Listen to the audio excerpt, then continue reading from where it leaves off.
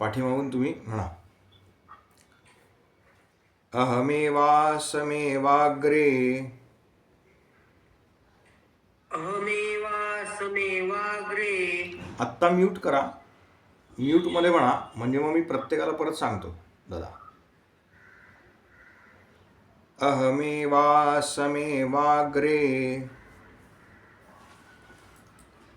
नान्यत् यत्सदसत्परम् पश्चादहं यदेतच्च यो वशिष्येत सोऽस्म्यहम्. ऋतेऽर्थं यत् प्रतीयेत न प्रतीयेत चात्मनि तद्विद्यादात्मनो मायां यथा भासो यथा तमः.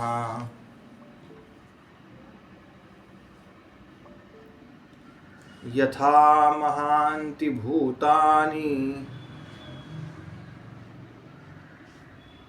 भूतेषु चावचेष्वनु प्रविष्टान्यप्रविष्टानि तथा तेषु न तेष्वहम्. एतावदेव जिज्ञास्यम् तत्त्वजिज्ञासुनात्मनः. अन्वयव्यतिरेकाभ्याम् यत्स्यात् सर्वत्र सर्वदा. गोपाल कृष्ण भगवान की जय. गोपाल कृष्ण भगवान की जय. गोपाल कृष्ण भगवान की जय.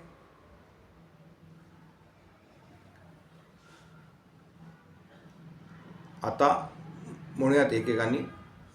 प्रसन्नजी म्हणा, अनम्यूट करा. नमस्कार गुरुजी. नमस्कार.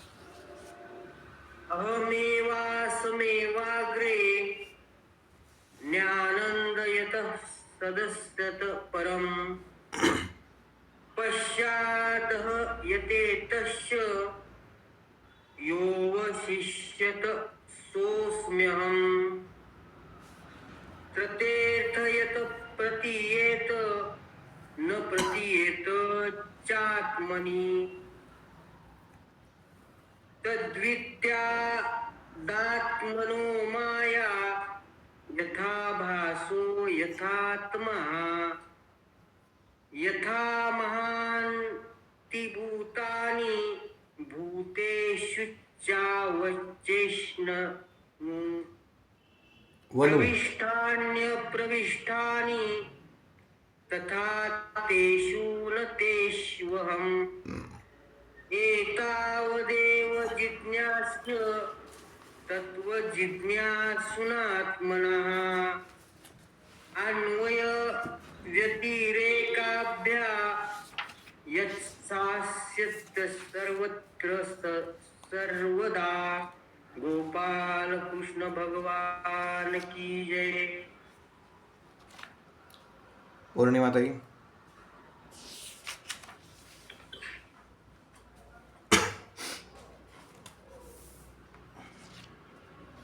नमस्कार गुरुजी. नमस्ते. एकच मिनिट हो.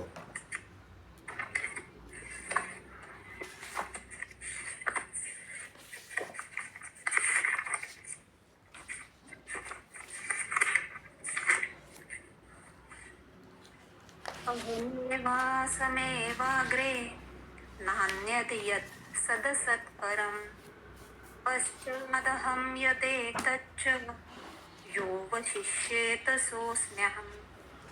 ऋतेऽर्थं यः प्रतीयेत न प्रतीयेत चात्मनि तद्विद्यादात्मनो माया यथा भासो यथा तमः यथा महान्ति भूतानि भूतेषु चावचेष्वनु प्रविष्टान्यप्रविष्टानि तथा तेषु न तेष्वहम् एतावदेव जिज्ञासं तत्त्वजिज्ञासुनात्मनः अन्वयव्यतिरेकाभ्यां यत्स्यात् सर्वत्र सर्वदा। गोपाल कृष्ण भगवान की जय। गोपाल कृष्ण भगवान की जय। गोपाल कृष्ण भगवान की जय। मनाली ताई नमस्कार. नमस्ते. नमस्कार. नमस्ते.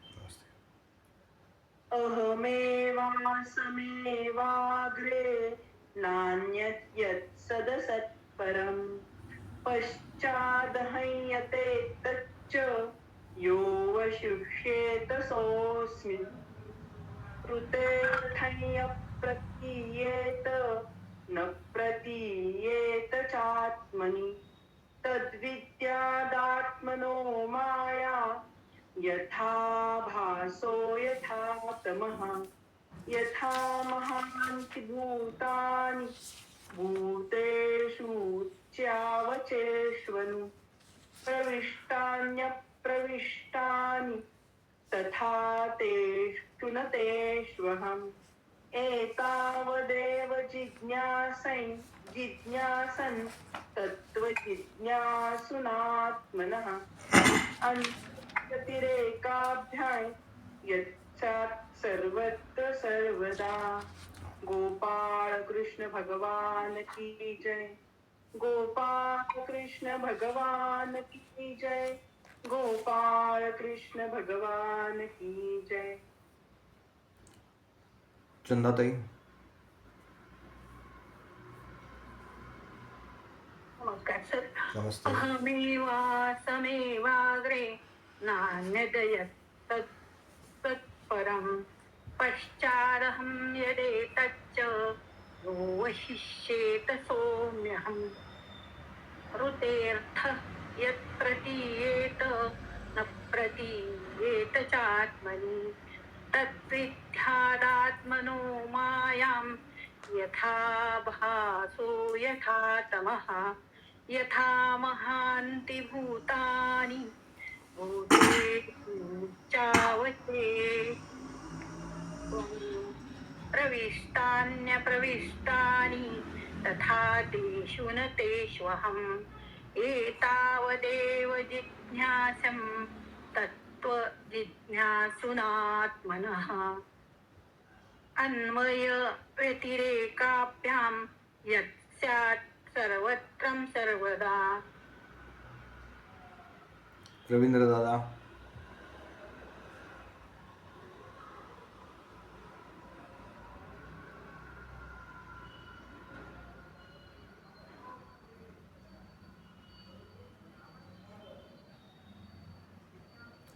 रवींद्र दादा नमस्कार सर. नमस्ते.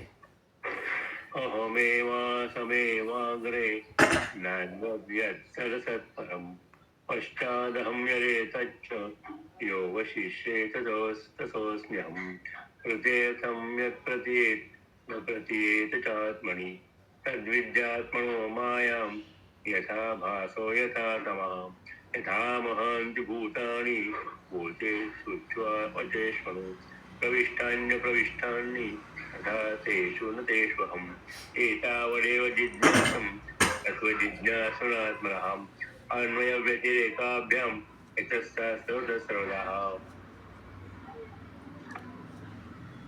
आता पुढच्या वेळेपासून आपण एकेकाचं श्लोकामधलं काय करेक्शन ज्याला म्हणतात तर ते करून घेऊ. म्हणजे मग प्रत्येकाला बरोबर कसं म्हणायचं हे इतरांना सांगत असताना नक्की होत जातं. आणि चुकीचे उच्चार शक्यतो तुम्ही पक्के करू नका, कारण ते सुधारणं अवघड जातं. म्हणून चुकीची प्रॅक्टिस करू नका. एखादा शब्द कळला नाही, उच्चार कळला नाही, जोडाक्षर कसं म्हणायचं कळलं नाही तर मी वर्गात सांगेन. याला जोडून या चारही श्लोकांचा अर्थ सांगायचा. तो पाठवला आहे. पहिल्या श्लोकाचा अर्थ आहे भगवंत असं म्हणतात, कारण भगवान उवाच असं आहे, वरती सुरुवात होते तिथे, की या चराचर सृष्टीच्या निर्मितीपूर्वी जे काही होतं ते मीच आहे. या चराचर सृष्टीमध्ये जे काही आहे ते सुद्धा मीच आहे. आणि या चराचर सृष्टीचा लय झाल्यानंतर, म्हणजे विनाश पावल्यानंतर जे काही शिल्लक राहील, एखादी गोष्ट संपल्यानंतर सुद्धा जे शिल्लक राहतं ते सुद्धा मीच आहे. ज्याप्रमाणे आता हे जे भाषांतर आहे ते स्वैर रूपांतर आहे बरं का, शब्दशः अर्थ नाही आहे. तेव्हा आपलं असं काय कन्फ्युजन होऊ शकतं की अरे काही शब्दांचा अर्थ वेगळा आहे, ज्यांचा संस्कृतचा अभ्यास आहे त्यांच्याकरता. तर हे स्वैर रूपांतर आहे. आणि हे सांगताना सुद्धा अशाच पद्धतीनं स्वैर रूपांतरच सांगतात, कारण शब्द आणि अर्थ असं सांगत बसलो तर ते तितकंसं कळणार नाही. म्हणून त्याचा जो मतित अर्थ आहे किंवा स्वैर रूपांतराचा जो अर्थ आहे तो सांगण्याचीच पद्धत आहे. भगवंत म्हणतात, ज्याप्रमाणे दृष्टीदोष झाला असता आकाशामध्ये रात्रीच्या वेळेला एकाच्या ऐवजी 2 चंद्र दिसतात, त्या दृष्टीदोषाला भगवंतांनी माया असं संबोधलेलं आहे. मायेच्या प्रभावामुळे आपल्याला भगवंत आणि इतर वस्तू अशा 2 वेगवेगळ्या भासतात. वास्तविक प्रत्येक वस्तू ही भगवंतांनीच व्याप्त आहे. आपलं हे जे शरीर आहे ते पंचमहाभूतांनी बनलेलं आहे. पृथ्वी, आप, तेज, वायू आणि आकाश, ज्याच्यामध्ये आम्ही अन्न ग्रहण करतो, वायू भक्षण करतो, पाणी प्राशन करतो. याचाच अर्थ ज्या गोष्टींपासून हा देह बनला आहे, हा पिंड ज्या गोष्टींपासून बनला आहे, त्याच गोष्टी, त्याच वस्तू आम्ही बाहेरून आतमध्ये घेतो.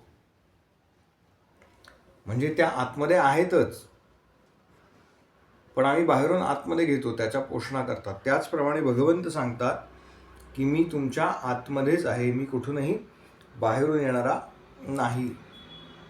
आणि चौथा जो श्लोक आहे त्या श्लोकामध्ये भगवंतांनी जिज्ञासू व्यक्ती करता एक गोष्ट सांगितली की ज्यांचा याच्यावरती विश्वास नाही किंवा ज्यांना हे आत्मतत्व नावाची वस्तू जाणून घ्यायची आहे, त्यांनी अन्वय आणि व्यतिरेक या साधनांच्या उपलब्धीवरून हे जाणून घेण्याचा प्रयत्न करायचा. आता अन्वय आणि व्यतिरेक म्हणजे काय, तर संस्कृतमध्ये एखादा कूटश्लोक लिहिलेला असतो आणि त्याचा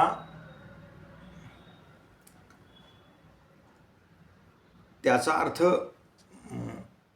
शब्दार्थ लावतात बघा, योग्य प्रकारे तो लिहून घ्यायचा आणि मग त्याचा जो काही अर्थ आहे तो सांगायचा. तर तो श्लोक पुढे मागे करून जेव्हा लिहिलेला असतो त्याला म्हणतात व्यतिरेक.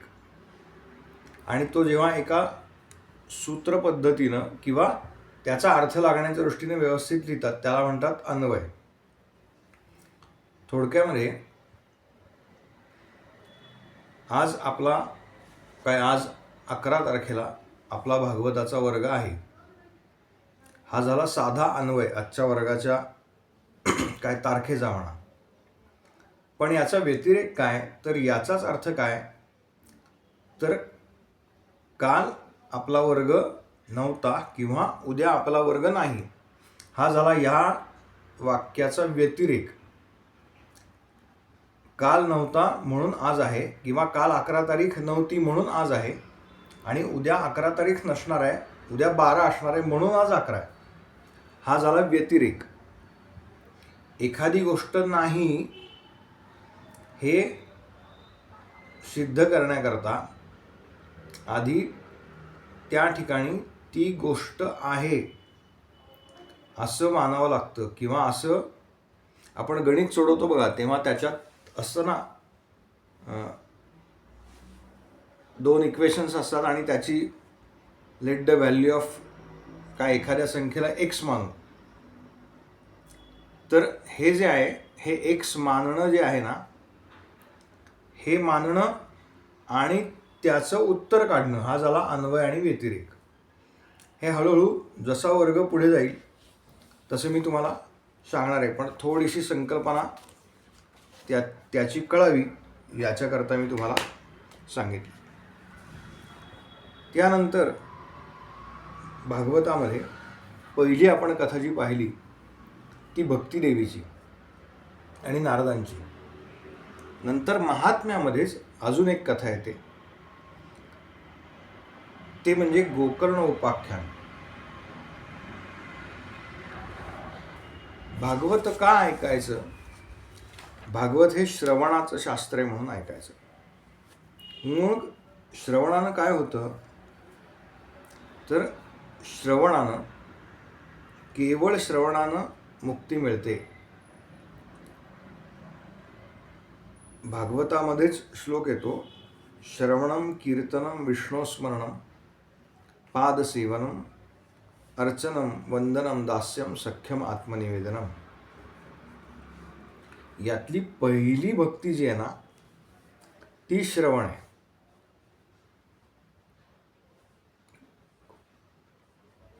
कोणत्याही वर्गामध्ये आपण असाल तरी समोरचा जो काही सांगतोय ते आपण नीट ऐकलंच नाही तर आपल्याला ते कळणार नाही, किंवा आपल्याला नेमकं काय चाललंय ते कळत नाही. म्हणून सगळ्यात पहिलं महत्त्वाचं काय तर श्रवण.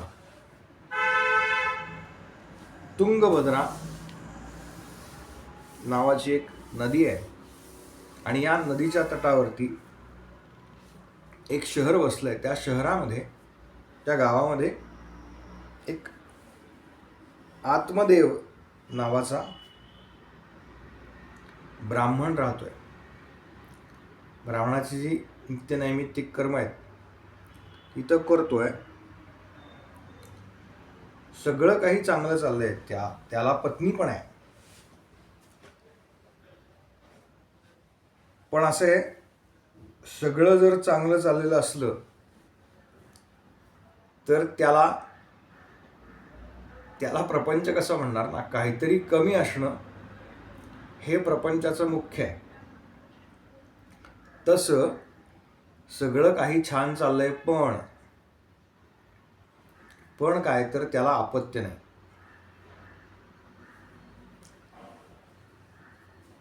आणि त्याची परिस्थिती अशी सांगितली आहे की अपत्य नाही हे एक ठीक आहे. त्याला जी गाय मिळते दानामध्ये ब्रह्मकर्म केल्यानंतर, तर त्या गाईलाही अपत्य म्हणजे ती सुद्धा वांझ आहे. इतकंच काय तर त्याच्या घरासमोरचा जो आम्रवृक्ष आहे त्याला सुद्धा कधीही आत्तापर्यंत फळ लागलेलं नाही. म्हणजे निसर्गाच्या दृष्टीनं ज्याला सृजन असं म्हणतात त्या सृजनाचा अनुभव यानं आत्तापर्यंत एकदाही घेतलेला नाही ह्याच्या जीवनामध्ये. आणि दुःख असं आहे ना की दुःख साठत जातं आणि कधीतरी त्याचा काय स्फोट होतो, उद्रेक होतो. त्याप्रमाणे समाजात याला हिणवतायत आणि ते दुःख साठत गेलं की अपत्य नाही. आणि एक दिवस असा आला, यानं विचार केला की हे जीवन संपवावं, आत्महत्या करावी असा विचार त्याच्या मनामध्ये आला. आणि तो आत्महत्येकरता त्या गावात असलेल्या तळ्याच्या काठी गेला. आत्महत्येचा विचार पक्का आहे आणि आता तो त्या तळ्यामध्ये उडी मारणार. एवढ्यात एक संन्यासी भगव्या कपड्यातले साधू इथून चालले होते. तो म्हणाला, यांना विचारू काहीतरी, हे काहीतरी माझं भलं करतील. म्हणून त्यांनी त्या संन्यासाचे पाय धरले आणि महाराज म्हणाला, महाराज मला असं असं दुःख आहे, तर मला तुम्ही पुत्र होईल असं काहीतरी सांगा, काहीतरी करा. त्या संन्यासानं त्याची ललाट रेषा वाचली आणि म्हणाला, या जन्मात काय, म्हणजे त्याला नाही सांगितलं पण त्यांना लक्षात आलं की या जन्मात काय, याला 7 जन्मात अपत्य होणार नाही.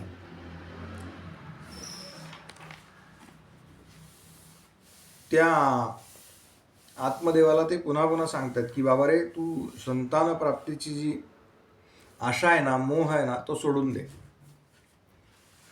याचं कारण तू त्या मोहात अडकलास की पुन्हा गडबड आहे, तेव्हा तो मोहच सोडून दे. तो म्हणाला, नाही महाराज, मोह कसा काय सोडू, अपत्य प्राप्ती नाही झाली मला तर मला मोक्ष नाही मिळणार, मला मुक्ती नाही मिळणार. वेदांमध्ये असं सांगितलंय की ज्याला अपत्य नाही, ज्याला पुत्र नाही, त्याला गती मिळत नाही. असा वार्तालाप त्यांच्यामध्ये झाला. तेव्हा त्या संन्यासानं दया येऊन त्याला एक फळ दिलं आणि म्हणाला, हे तुझ्या पत्नीला दे. तिला काही आचारधर्म पाळायला सांगितले. वर्षभर जवळजवळ तिनं काय काय पाळायचं, तर सत्य, पवित्रता, दान, दया, धर्म, योग्य प्रकारचं अन्न म्हणजे आहार आणि विहार, या सगळ्या गोष्टींचं पालन करायचं. आणि हे सगळं केल्यानंतर तुला वर्षभराने या सगळ्याचं फळ म्हणून एक चांगला पुत्र होईल. तो आनंदाने घरी आला, पत्नीला सांगितलं. पण त्याची पत्नी आहे ना, ही कपटी स्वभावाची सांगितलेली आहे. म्हणजे मुळातच तिच्या मनामध्ये, कारण वय बऱ्यापैकी पुढे गेलेलं आहे या दोघांचे, त्यामुळे तिच्या मनामध्ये अनेक शंका येत आहेत. ह्या शंका ज्या आज आपण कलियुगामध्ये पाहतो की लोकांना, अनेक जोडपी अशी आहेत की ज्यांना अपत्य होत नाही आणि अनेक आहेत की ज्यांना नको आहे. त्या विश्लेषणात मी आत्ता जात नाही. पण ती असं म्हणते की जर मी हे फळ खाल्लं, जर का त्या साधूंच्या शब्दामध्ये, संन्यासांच्या शब्दामध्ये तेवढी ताकद असेल, आणि जर मी हे फळ खाल्लं आणि मला जर गर्भ राहिला तर काय होईल, तर मला बाकीच्या ज्या सगळ्या गोष्टी आहेत अबरचबर, त्या मला खाता येणार नाहीत, कारण बंधनं पाळायला सांगितली. अशा स्थितीमध्ये मी कसं काय माझा निभाव लागणार, कारण हिला आता स्वैराचाराची सवय लागलेली आहे. आणि ती अशा एक एक कल्पना लढवतीये की अमुक झालं तर काय होईल, हे झालं तर काय होईल, ते झालं तर काय होईल. कुठपर्यंत गेलंय तिचं हे सगळं, तर ती म्हणाली, समजा मी गर्भवती असले, मला गर्भधारणा झाली, माझं पोट मोठं आहे, वाढलं आहे, अशात जर गावामध्ये चोरांची धाड पडली तर मी पळू शकणार नाही. आणि तो गर्भ जर बाहेरच आला नाही, तर प्रसूतीच्या वेळेला समजा तो गर्भ फिरला, आडवा आला आणि माझ्याच जीवाला काही झालं तर, अशा सगळ्या जर आणि तरच्या द्वंद्वामध्ये ती अडकली. मुळात तिला हे नको होतं आता. आणि ती म्हणली, ठीक आहे, मी काहीतरी उत्तर देईन. आणि हे सगळं चालू असताना तिला शुचिर्भूतता पाळायला सांगितलेली आहे. त्याच्यामुळे तिचे यजमान म्हणजे हा आत्मदेव जेव्हा नाही आहे घरामध्ये, योगायोगानं तिची बहीण तिथे आली असं म्हणतात. तिनं हा सगळा वृत्तांत आपल्या बहिणीला सांगितला आणि त्या बहिणीनं तिला सांगितलं, अगं बघ ना, तुझी परिस्थिती आणि माझी परिस्थिती, तुमच्याकडे धनधान्य विपुल आहे, पैसा अडका विपुल आहे, पण तुम्हाला अपत्य नाही. आणि माझी परिस्थिती अशी आहे की आमच्याकडे ती पण गर्भवती आहे आत्ता बरं का, पण तिला 10वा गर्भ आहे, म्हणजे 10व्यांदा ती गर्भवती आहे. आमच्याकडे मुलाबाळांना त्यांची काही संख्येची मर्यादा नाही, पण आमची 2 वेळेची खायची भ्रांत आहे, अन्न अन्नदशा आहे. तेव्हा तू एक कर, हे फळ खाल्लं याचं नाटक कर, सांग नुसतं पतीला, आणि गर्भवती असल्याचं नाटक कर. मी तुला मला होणारं जे अपत्य आहे ते देते, त्या बदल्यात तू मला भरपूर धन दे. मग त्या फळाचं काय करू? ती म्हणाली गाईला खायला घाल. बघा आता ते जे काही फळ आहे, तो जो काही प्रसाद आहे, त्याच्यामध्ये त्या संन्याशांनी समजा मंत्रून दिलंय, तर त्यांचं तेज आहे. ही कथा अनेक प्रकारातून आपल्यासमोर येते. पहिला एक हे सांगितलं इथे की एकतर संतांची कधी परीक्षा पाहायला जाऊ नका.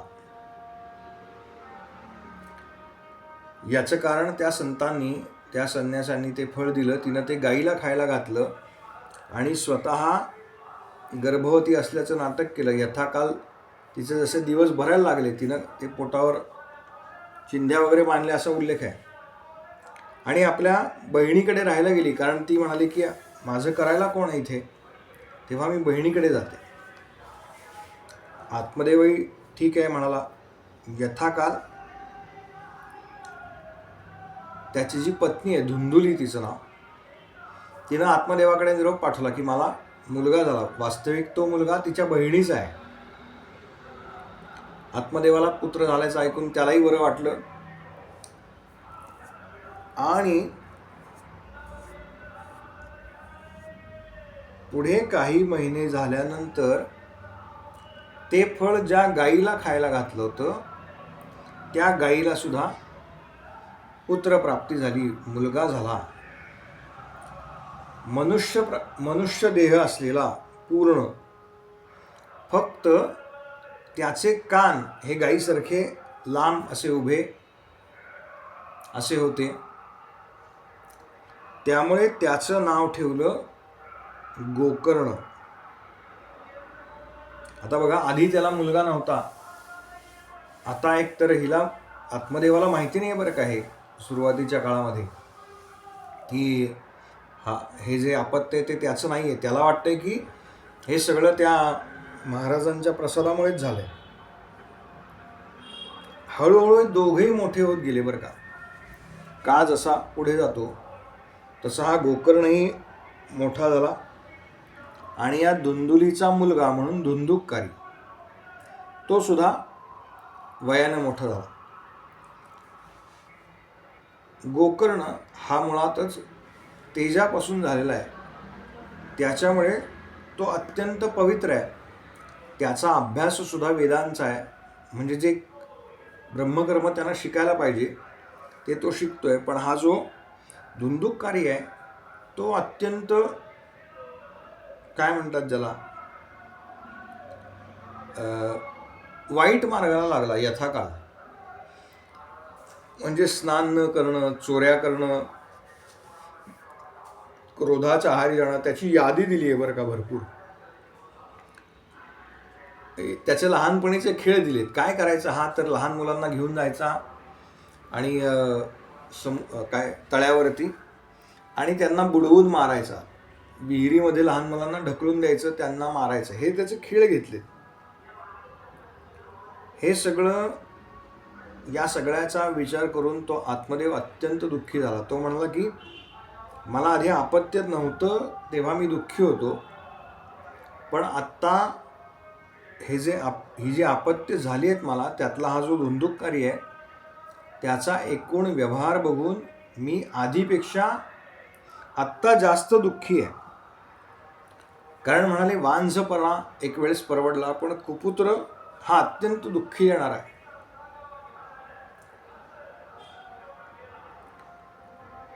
आणि तो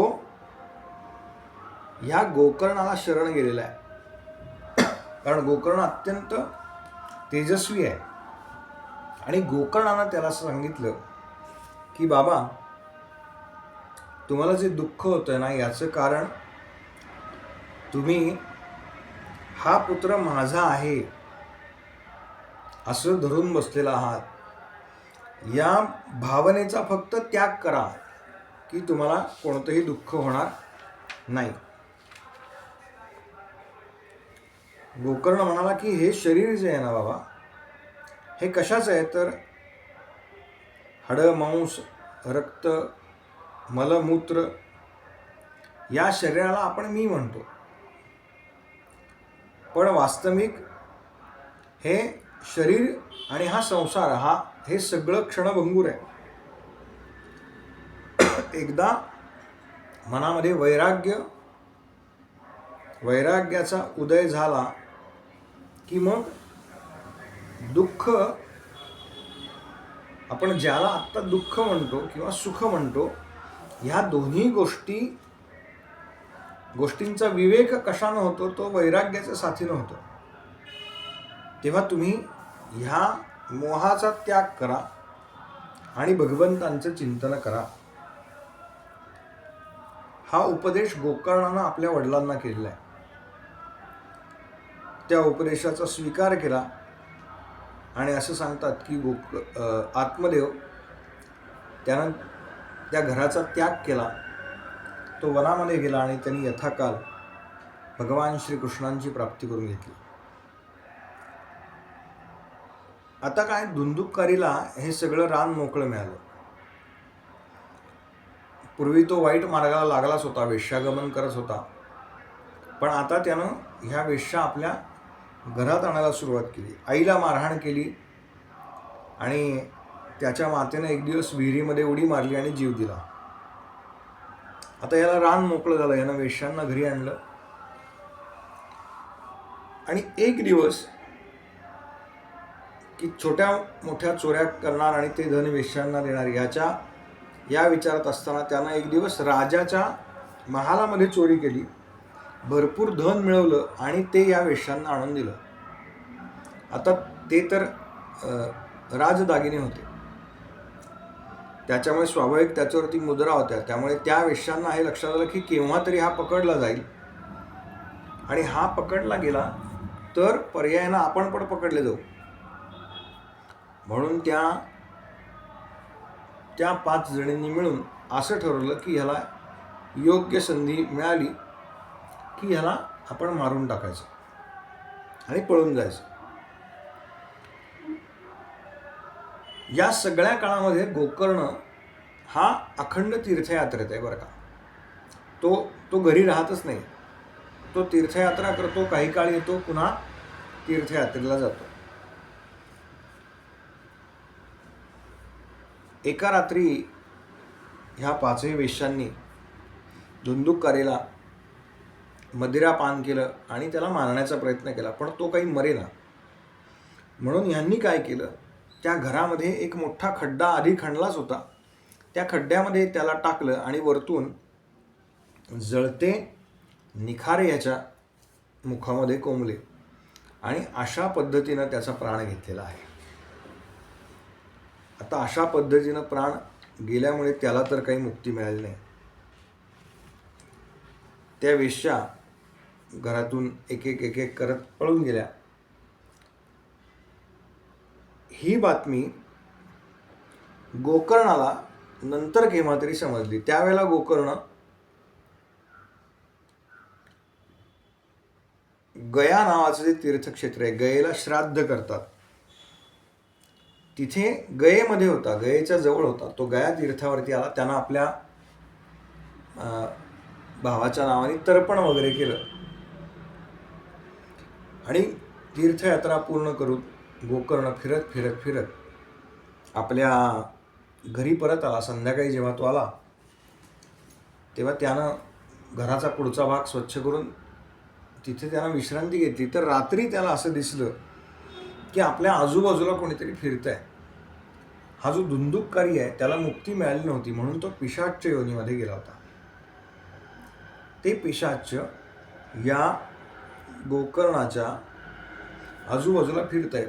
त्याला काहीतरी सांगायचं आहे, त्याला लक्षात येत आहे, कारण गोकर्ण हा सूर्याचा उपासक आहे, तो अत्यंत तेजस्वी आहे.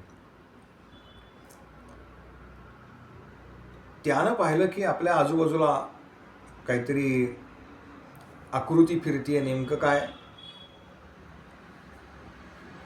होतंय हे कळण्याकरता त्यानं आपलं कमंडलूमधलं जल घेतलं आणि ती जी आकृती होती ना, ते पिशाच्य होतं, त्याच्या दिशेने प्रोक्षण केलं. तेव्हा त्या पिशाच्याला वाचा फुटली आणि ते पिशाच्य म्हणालं की मी तुझा भाऊ आहे, माझ्या मुक्तीकरता तू काहीतरी कर. गोकर्ण म्हणाला की मी गयेला विधीपूर्वक तुझं सगळं क्रियाकर्म केलेलं आहे. तेव्हा गयेला जर श्राद्ध केलं ना, तर ज्या पितरांना मुक्ती मिळालेली नाही त्यांना सुद्धा मुक्ती मिळते, असं गयेचं स्थान महात्म्य आहे. तर तुला निश्चितच मुक्ती मिळायला पाहिजे. तो म्हटला, अरे माझी कर्मच इतकी वाईट आहेत की एकदा काय 100 वेळा गयेला श्राद्ध केलं तरी मला मुक्ती मिळणार नाही. मग काय करता येईल याचा विचार करत असताना गोकर्ण म्हणला, ठीक आहे, मी उद्या गावातले अजून विद्वान जे आहेत त्यांना विचारतो. म्हणून त्यांनी दुसऱ्या दिवशी सकाळी गावातल्या सगळ्या विद्वान ब्राह्मणांना बोलवलं आणि त्यांना सांगितलं की माझ्या भावाचं अशा अशा पद्धतीने पिशाच्य झालेलं आहे. तेव्हा काय केलं असता त्याला मुक्ती मिळेल हे तुम्ही मला सांगा. तर कोणाकडेही त्याचं उत्तर नाही. म्हणजे काय केलं असता मुक्ती मिळेल याचं उत्तर कोणाकडेही नाही. तेव्हा या गोकर्णानं काय केलं, आपल्या तपोबलानं भगवान सूर्यनारायणांचा रथ थांबवला. त्याची उपासना जी आहे ती सूर्याची उपासना आहे. तेव्हा भगवान सूर्यनारायणाचा रथ यानं थांबवला आणि सूर्यनारायणांना विचारलं की धुंदुककरीच्या मुक्तीचा उपाय मला आपण सांगा. तेव्हा भगवान सूर्यनारायण म्हणाले की श्रीमद भागवताच्या ग्रंथाचं सप्ताह पारायण कर, श्रीमद भागवताचं सप्ताह पारायण कर. याचं कारण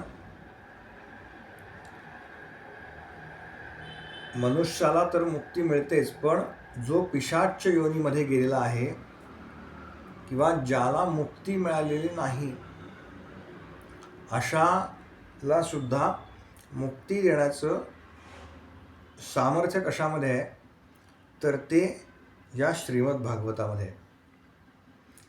ज्यांना अशा पद्धतीनं, ज्याला प्रेतपीडा असं म्हणतात,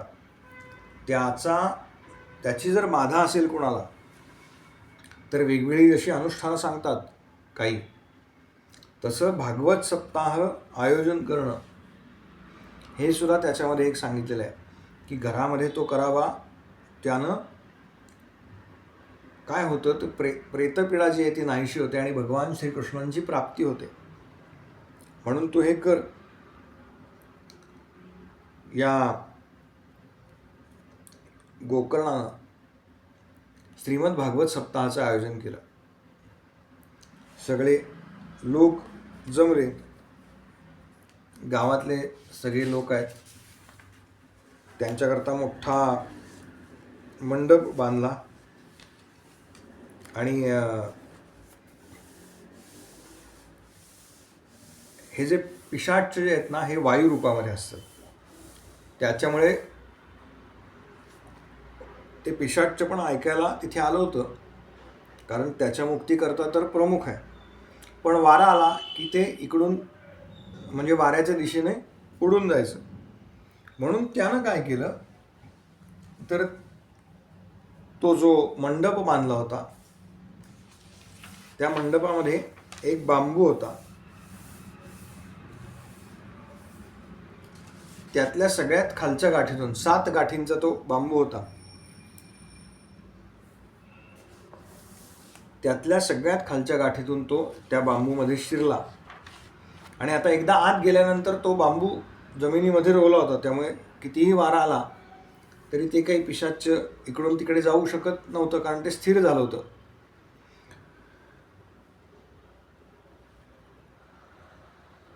एक एक दिवसाची कथा जशी पुढे जायची तसं एक एक गाठ मोकळी होत जायची, फुटायची, असा असा असा उल्लेख आहे भागवतामध्ये. एक एक गाठ फुटत होती. असे 7 दिवस झाले, तेव्हा एक एक एक एक एक एक गाठी फुटत, पहिल्या दिवशी पहिली फुटली, मग दुसरी फुटली, असं करत करत करत जेव्हा 7ही गाठी फुटल्या, त्यावेळेला या धुंदुककारीला नेण्यासाठी म्हणून भगवान महाविष्णूंचं म्हणजे वैकुंठातून विमान आलं. विष्णूंसारखे दिसणारे अत्यंत तेजस्वी 2 पार्षद त्याच्यामध्ये होते. आणि सगळ्या लोकांना हे दिसलं की हा जो धुंदुककारी आहे तो त्या विमानामध्ये बसला, त्याला ते भागवत श्रवणाचं फल जे आहे ते प्राप्त झालं. तेव्हा तिथे गोकर्णाचं लक्षात आलं की इथे रोज एवढे सगळे श्रोते जमत आहेत, पण मग त्यांच्या श्रवणाचं आणि याच्या श्रवणाचं फल असं विपरीत का? म्हणजे याला एकट्याला का मुक्ती, बाकीच्यांना का नाही? तर तेव्हा तिथे नारद आहेत.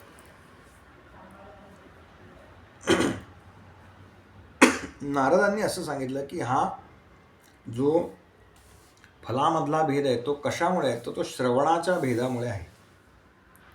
म्हणजे काय, तर सगळ्यांनी श्रवणासारखंच केलं, म्हणजे सगळ्यांनी ऐकलं तेच, पण त्याच्या ज्या पुढच्या पायऱ्या आहेत, श्रवण, मनन, चिंतन, निधिध्यास, हे कोणी केलंय, तर हे फक्त या धुंदुककारीनं केलंय.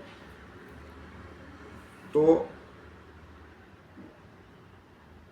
7 दिवस त्यानं काहीही अन्नभक्षण केलेलं नाही आहे, निराहार राहिलेला आहे. आणि त्याला मुक्तीची इतकी जबरदस्त तळमळ लागली होती, इच्छा होती, की त्यानं बाकी कोणताही विचार संपूर्ण सप्ताहामध्ये केला नाही. केवळ आणि केवळ जे निरूपण चालतं त्याच्यावरती तो चिंतन करत होता. म्हणून हा फलामधला भेद आहे. मग असं सांगतात की गोकर्णानं म्हणजे त्याला मुक्ती मिळाली, तो आत्मदेव मुक्त झाला, तो तर गेलाच विष्णुलोकी, पण पुन्हा काही महिन्यांनी येणाऱ्या श्रावण मासामध्ये ह्या गोकर्णानं पुन्हा भागवत कथेचं आयोजन केलं. पुन्हा त्यानं ती कथा सांगितली आणि तो सप्ताह पूर्ण झाल्यानंतर त्या गावामध्ये त्या सप्ताहाला आलेल्या सगळ्या लोकांना, म्हणजे अगदी सामान्यांपासून चांडाळांपर्यंत, प्राणी, कुत्रा, मांजर अशी सगळी नावं आहेत, त्या सगळ्यांना नेण्याकरता म्हणून विष्णूंची विमानं आली, विष्णूंचे दूत आले. का? कारण त्यांना माहिती होतं की कशा पद्धतीनं श्रीमद भागवत ग्रंथ श्रवण करायचा आहे. तशा पद्धतीनं त्यांनी पुढच्या वेळेला तो श्रवण केला होता आणि त्याचं फल म्हणून त्यांना मुक्ती मिळाली. म्हणजे जे मनुष्य योनीमध्ये आहेत त्यांना तर भागवताच्या श्रवणानं मुक्ती मिळतेच,